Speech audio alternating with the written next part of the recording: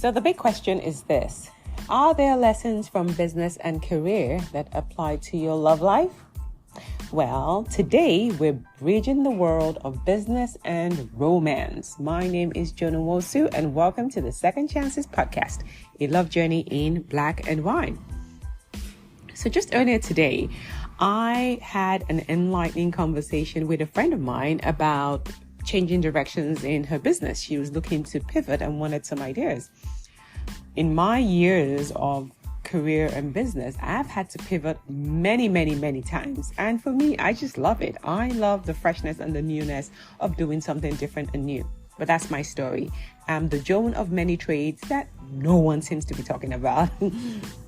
Okay, so having this conversation with my friend and guiding her, it struck me how similar this process is to navigating the realm of love and relationship. So I want to dive into some of the similarities, and maybe you might learn a lesson or two. Okay, so the first one is facing the fear of the unknown. Woo-hoo. In business, pivoting might seem like you're venturing into uncharted territory. It's like jumping off the plane with no parachute, right? But it's not unsafe. It's not. If you do the right things, it's not unsafe. And that's the same way that a lot of people feel about going into a new relationship. You feel like there's too many unknowns. I don't know what's going to happen. Is this person going to become a monster? What do I have to put up with? Do they snore at night? Whatever fears you have. So in this journey, it's about embracing the uncertainty that comes with anything that's new, whether it's pursuing something in career or business or matters of the heart.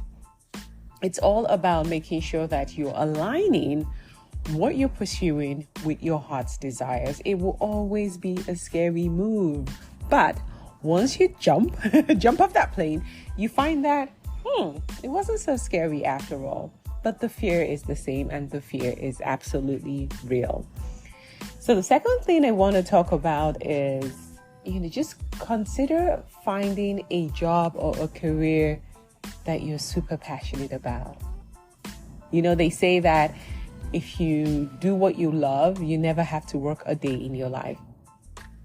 So whether it's career or in romance, in your love life, happiness comes from engaging in what you genuinely love. So it's about discovering what really ignites your passion, ignites your heart, and applying the same strategy or understanding to both your professional and your quest for a romantic partner. Know what you want. It is so key. So that when it does show up, you can recognize it, and then you can have an amazing relationship. Same as doing what you love for work, you can have a person that you just enjoy doing life with for the rest of your life. The next point I want to talk about is some skills and learning, right? So pivoting in business often requires you to learn new skills and maybe unlearn or offload some of the other things that are not going to be useful for you. And it might also mean you shifting your mindset a little bit, especially if you're going from a career to now becoming an entrepreneur. There are things that you need to learn, new things that you need to master to be able to be successful. So that's similar in the dating world, especially if you've been out of the scene for a pretty long time and now you're just re-entering the dating landscape. And this new way of meeting people, new way of communicating with people, new way of understanding how relationships work. Like a case in point is, when I was growing up, people didn't really understand what dating was. But today, you need to know that dating is not a relationship. So you need to learn some skills to be able to not only find and keep a partner, but also how to nurture a relationship. Same way you do for a new career or for a new business. Take the time to learn, invest in this area of your life, because it truly does impact every other area of your life. Thinking you can just wing it, well, I like to hear how that's working out for you. But invest in the same way that you would do for a new business, for a career, if you really want to be successful in finding your true love. consistency is one of my favorite words. Like for me, consistency trumps motivation any day. You have to be consistent in this game.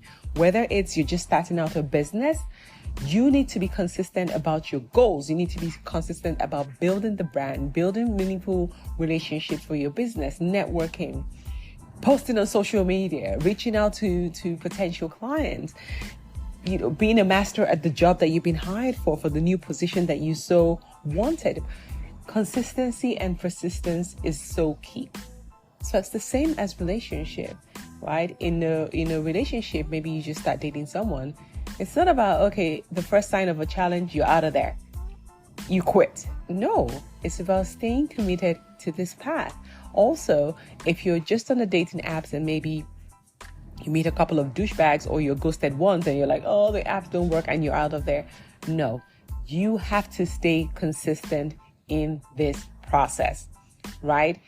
When you start meeting people, you go through the honeymoon phase, the challenges will start to show up. That's not the time to quit. That's the time where you walk through the challenges so that you can grow. Same thing in business. You will face periods where you just want to pack it up and be done, but you don't quit. You keep at it, you stay consistent, and you keep making changes, but never losing sight of the original goal that you had for your business. I want to talk about setbacks a little bit because in business, just like I was just saying, there's going to be a lot of wins, small wins, big wins, but there's also going to be setbacks. It's not always a great day or a great time. You're not always going to be making a lot of revenue or money in your business. So yes, the business might fail completely and that's fine. You just move on to something else, but you might have moments of small failures within the business, right? That is supposed to teach you how to be more resilient. So same as in relationships. There might be days where you're not so happy with this person or you go on a date and it's not so great. Get up, dust yourself up and start again tomorrow. Change the strategy. Don't change the goal. Never, ever, ever change the goal. You need to be resilient. The final thing I want to talk about is networking. So networking is so key in business, right? Meeting people, seeking advice, knowing who to talk to, knowing how to expand your business network. They say your network is your net worth. So all of those great things. The same thing applies in the dating scene. Knowing who to talk to. Who are you talking to? Who are you taking relationship advice from? Dating advice. Is this your single friends or people who are bitter, people who are negative, people who haven't dated in 20 years because they've been happily married? So making sure that you're talking to the right people, you're getting the right kind of advice, and you're putting yourself out there. You're making yourself more open to meeting people, many opportunities to meet people. That's how you succeed in this game. So the same way you spend time and effort in building a new career or a business, apply the same principles to your dating life, and you will see that you will be able to get exactly the same results, which will be success. Because if you put in the right amount of effort, if you listen to the right people, if you learn the right strategies, you learn the right skills and tools on how to conquer the dating game, to master the dating game, you will be successful. So there you have it. Some parallels between your business or career and your dating life. Thank you for listening to today's episode on the Second Chances podcast, a love journey in black and white. Till next time, sending you love and light.